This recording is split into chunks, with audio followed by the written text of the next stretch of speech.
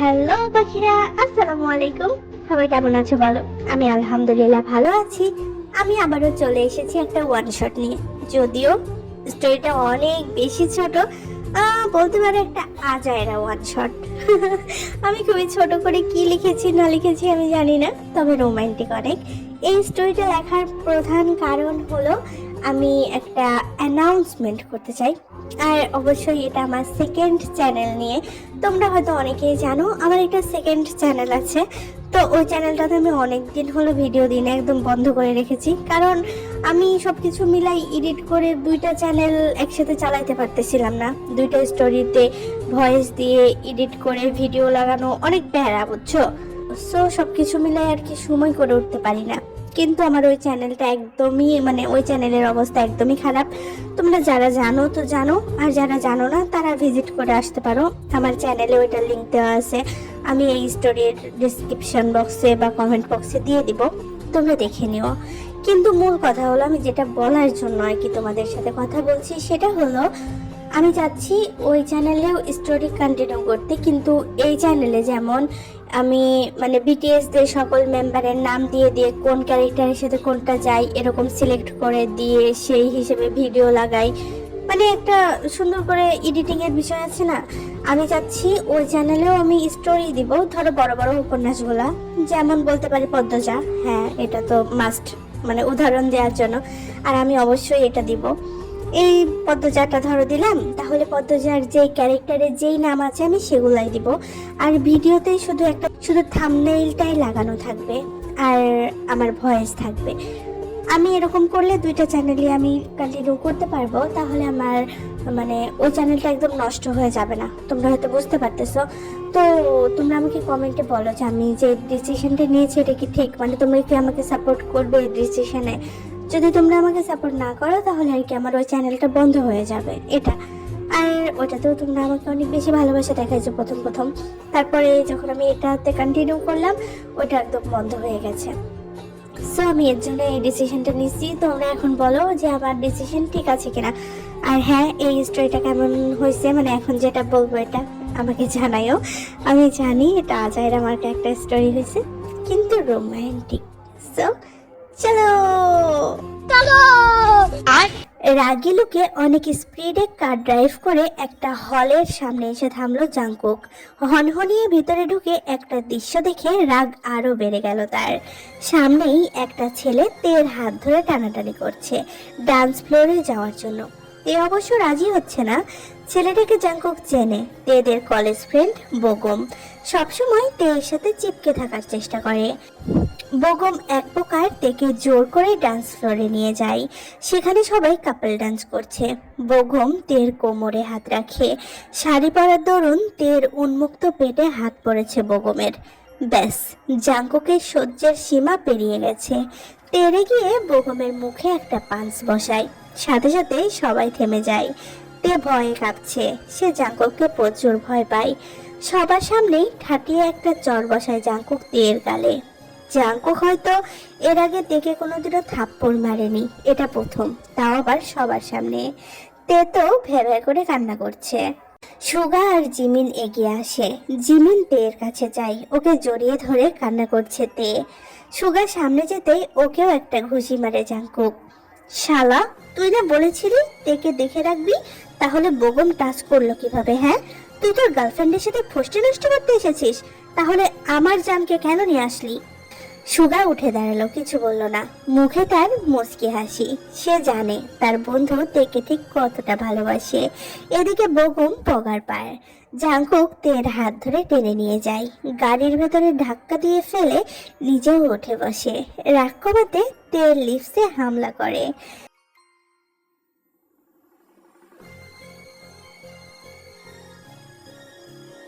Kiss কম আর byte বেশি করছে। তে দাঁত চেপে সহ্য করছে। তে শরীরে অনেক জায়গায় জাংকুকের এমন বাইটের চিহ্ন আছে, যেমন পেটে, গলায়, হাতে, বুকের ওপরে, এরকম অনেক জায়গাতেই। তের চোখ থেকে অঝরে পানি ঝরছে। এমনিতে জাঙ্কুক তের অনেক কেয়ার করে। কখন কি লাগবে তে বলার আগে যেন জাঙ্কুক বুঝে যায়। ছোট থেকে তের ওপর অধিকার খাটায় জাঙ্কুক, বাট কখনো ভালোবাসি বলেনি। তবে তে জাঙ্কুকের যত্নের প্রেমে পড়ে গেছে। হ্যাঁ, ও জাঙ্কুককে ভালোবাসে। জাঙ্কুক তের থেকে 5 বছরের বড়। প্রচুর রাগ জাঙ্কুকের। ও রাগলে মাথা ঠিক থাকে না। এমনিতে রাগে না, বাট তের আশেপাশে কোনো ছেলে দেখলে এমন করে। তে নিজের থেকে কোনো ছেলের সাথে কথা বলে না, কিন্তু সুন্দরী হওয়ার দরুন ছেলেরা তার পিছে পিছে ঘুরঘুর করে। গলায় চিনচিনে ব্যথায় হুঁশ ফিরে তের। ঠুকরে কেঁদে ওঠে, সাথে সাথেই ছেড়ে দিল জাঙ্কুক। বাট রাগে গজগজ করছে এখনো। গাড়ি ড্রাইভ করছে প্রচন্ড জোরে। বাসায় পৌঁছে তেকে টেনে নিয়ে ভেতরে যাচ্ছে জাঙ্কুক। তের মনে হচ্ছে ওর হাতটা ভেঙে যাবে, এতটাই শক্ত করে ধরেছে। জাঙ্কুক ভাইয়া, আমার ব্যথা লাগছে, ছাড়ুন না প্লিজ। ব্যথা লাগছে? রুমে চল, আরো বেশি লাগবে। আজ তোর এমন অবস্থা করব যে 1 সপ্তাহ ঘর থেকে বেরোতে পারবি না। ছেলেদের স্পর্শ নিতে খুব মন চায়, তাই না শরীরে? এই রাতের পরে তোর পুরো শরীরে আমার স্পর্শ থাকবে। জাঙ্কুকের কথার মানে বুঝতে পেরে ভয়ে থমকে যাইতে। জিন এতক্ষণ ওদের জন্য অপেক্ষা করছিল। জাঙ্কুকের কথাগুলো কানে আসতে উনিও আটকে ওঠে। তাড়াতাড়ি এসে জাঙ্কুকের সামনে দাঁড়ায়। জাঙ্কুক, তোর মাথা খারাপ হয়ে গেছে? ছাড় থেকে, তে ভয় পাচ্ছে।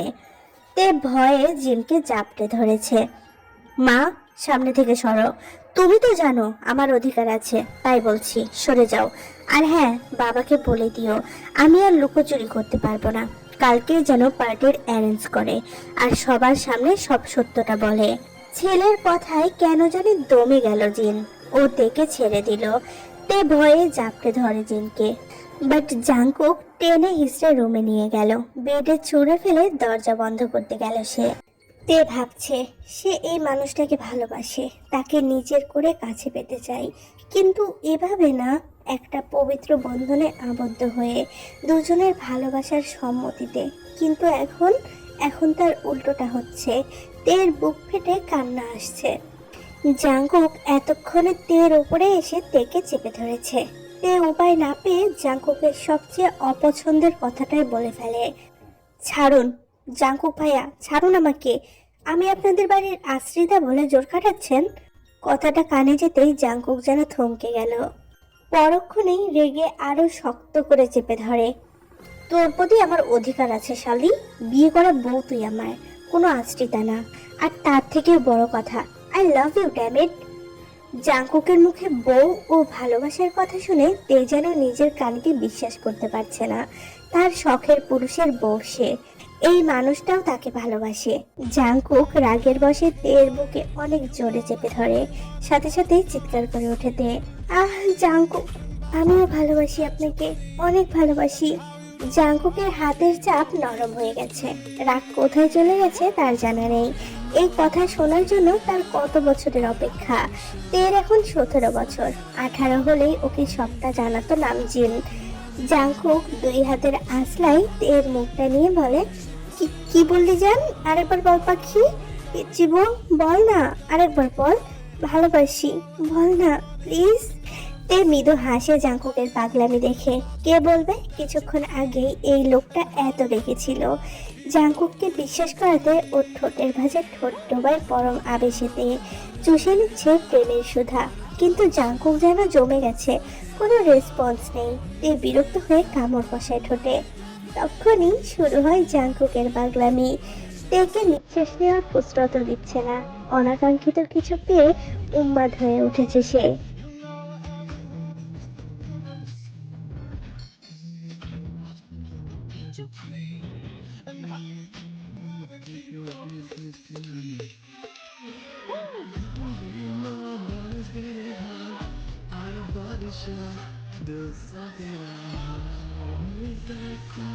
এই সারা শরীর জুড়ে জাঙ্কুকের ঠোঁট ও হাতের বিচরণ।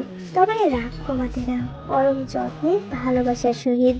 তার রাগ তো অনেক আগেই পালিয়ে গেছে তের মুখে ভালোবাসার কথা শুনে।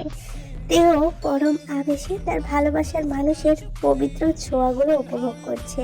মুখে তার সুখের চিৎকার, যা পুরো ঘরকে ভরিয়ে তুলেছে। কিছুক্ষণ আগেও যে জাঙ্কুককে সে ভয় পাচ্ছিল, সেই জাঙ্কুককেই এখন পরম আবেশে নিজের ভেতরে ধারণ করেছে সে।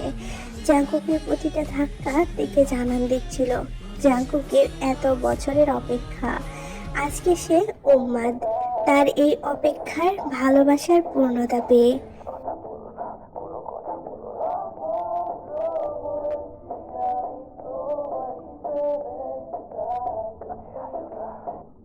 প্রায় ঘন্টাখানেক পরে তেকে বুকে নিয়ে শুয়ে আছে জাঙ্কুক। তেও লেপ্টে আছে আদুরে বিড়াল ছানার মতো। জান, বেশি ব্যথা করছে? হালকা। পেইন কিলার খাওয়ালেন তো? আচ্ছা, একটা কথা বলুন, আমাদের বিয়ে কখন হলো? আমার তো মনে পড়ছে না। যখন তোর 7 বছর ছিল তখন, যেদিন বাবাই আর মামনির অ্যাক্সিডেন্ট হয়েছিল সেই দিন। ধর্মীয়ভাবে হয়েছিল বিয়েটা। তোর 18 হলে রেজিস্ট্রি হবে। সেদিন তোকে আমি ওই গাড়িতে যেতে দিইনি, আমার নিজের সাথে রেখে দিয়েছিলাম। প্রচুর জেদ করেছিলাম জানিস। বলেছিলাম আমার বউকে আমি আমার সাথে নিয়ে যাব। হয়তো আল্লাহ সহায় ছিল সেদিন, তাই তো দেখ তোকে হারাতে হয়নি, নয়তো বাবাই মামনের মতো তোকেও হারিয়ে ফেলতাম। অদ্ভুতভাবে তেকে শক্ত করে জড়িয়ে ধরে জাঙ্কুক, যেন তেকে ছেড়ে দিলেই সে হারিয়ে যাবে। আমি তোকে ছাড়া বাঁচবো না জান, তুই আমার অক্সিজেন। অনেক ভালোবাসি তোকে, কখনো ছেড়ে যাবি না বল পাখি? তেও জাঙ্কুককে শক্ত করে জড়িয়ে ধরে। কোথায় যাব বলুন? আমিও যে আপনাকে অনেক ভালোবাসি, আপনিই তো আমার দুনিয়া। আপনারা ছাড়া কে আছে আমার? ভালোবাসি আপনাকে জাঙ্কুক ভাইয়া। দুজনের ঠোঁটেই পূর্ণতার হাসি। মুহূর্তে যেন হাস্যোজ্জ্বল অধর দুটো আবারও মিলন ঘটে। পরম ভালোবাসার গভীরে তলিয়ে যায় দুটো লাভবার্ড।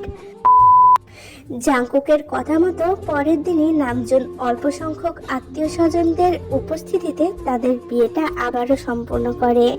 এখন তে বধূ সেজে বসে আছে জাঙ্কুকের রুমে, বাট জাঙ্কুকের আসার কোনো নামই নেই। তের ইচ্ছে করছে সে ঘুমিয়ে পড়বে, কিন্তু মানুষটা যে পরিমাণ রাগী, যদি রেগে যায় তাহলে তে সামলাবে কিভাবে? সেই কারণে এখনো বসে আছে।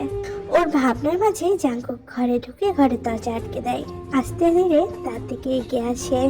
ওকে দেখে তে নিজের ঘোমটাটা সরিয়ে ফেলে। আপনি এসেছেন? আমি কখন থেকে অপেক্ষা করছি। আচ্ছা, এসেছেন যখন ফ্রেশ হয়ে নেন। ওই যে ওখানে দুধ রাখা আছে, খেয়ে নেন আর ঘুমিয়ে পড়ুন। আমার অনেক ঘুম পাচ্ছে জানেন, কিন্তু আপনি আসছিলেন না জন্য আমি ঘুমাতে পারছিলাম না। জাঙ্কুক তেকে টেনে নিজের কাছে আনে। ঘুমাবি মানে? আজ না আমাদের ফার্স্ট নাইট। আজকে কে ঘুমাই? আজকে তোকে ঘুমাতে দেবো না আমি জান, আর না আমি ঘুমাবো। মানে কি ফার্স্ট নাইট মানে কি? হ্যাঁ, আপনি কালকে যেগুলো করেছেন না, এরপরে আমার শরীর এখনো ব্যথা হয়ে আছে। আমি আর কিছু করতে পারবো না। আর ফার্স্ট টাইম যেটা হয় সেটাই ফার্স্ট নাইট হয়। আমাদের ফার্স্ট নাইট তো কালকেই হয়ে গেছে। আপনি ছাড়ুন আমাকে, আমি ঘুমাবো। বেবি ডল, এটা বলে তো হবে না। দেখ, আমি আর তুই জানি আমাদের ফার্স্ট নাইট কালকে হয়ে গেছে, তবে বাড়ির মানুষ তো জানে না, তাই না বল? কালকে যদি দেখে নতুন বউ গোছল ছাড়া বাইরে গেছে, সবাই ভাববে আমাদের সম্পর্ক একটু ভালো না, আমরা একে অপরকে মেনে নিতে পারিনি। তাই প্লিজ জান, এমন করিস না।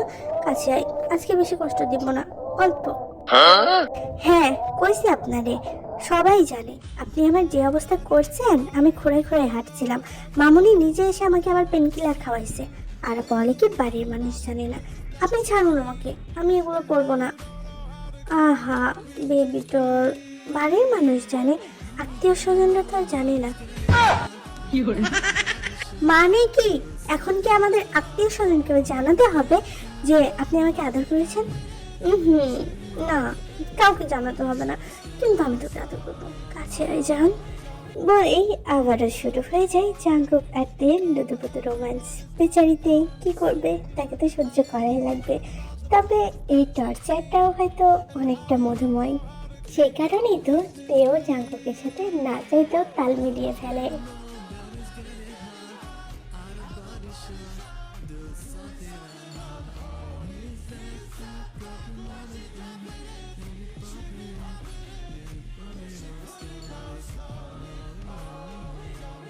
তো পাখিরা, আমি প্রথমেই বলছিলাম আমি কি লিখেছি কি না লিখেছি আমি সত্যিই জানি না। আজাইরা আমার একটা স্টোরি, বাট রোমান্টিক। সো তোমরা লাইক কমেন্ট শেয়ার করতে ভুলো না। আর প্রথমের দিকে তোমরা একটু নয়েজ পেতে পারো, আমি রাতে একটু ভয়েস দিয়েছিলাম, তখন আমাদের এখানে তাফসির মাহফিল হচ্ছিল, তো ওটার আওয়াজ আসছিল হালকা। এরপরে আমি আর করিনি, পরে আবার দিনের বেলায় ভয়েস দিয়ে তারপরে আবার এডিট করছি। তো প্রথমের দিকে একটু মানাই নিও। আর অবশ্যই কমেন্টে বলবে আমার সেকেন্ড চ্যানেলের বিষয়ে, মানে তোমরা কি বলতে চাও, তোমাদের মতামতটা বলবে। আমি আশা করছি তোমরা আমার মতটাকে মেনে নিবে। আমার কষ্ট হয়, আমি দুইটা চ্যানেল একসাথে এভাবে এডিট করতে পারছি না, একটু বোঝো আমার দিকে। ওকে, সো আল্লাহ হাফেজ।